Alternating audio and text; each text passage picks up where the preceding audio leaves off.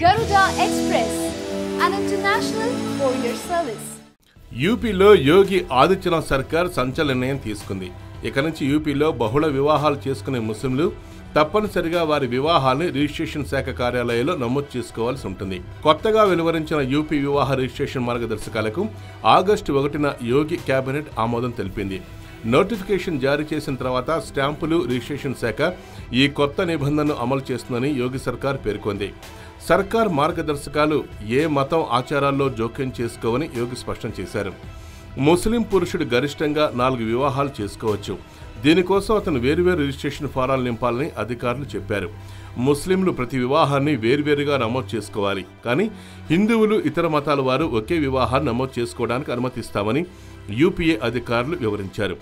గరిష్టంగా 4 వివాహాలు చేసుకోవచ్చని చెప్పడం తప్పుడు సంకేతాలను ఇస్తుందని ఆల్ ఇండియా షియా పర్సనల్ లా బోర్డు వ్యాఖ్యానించింది.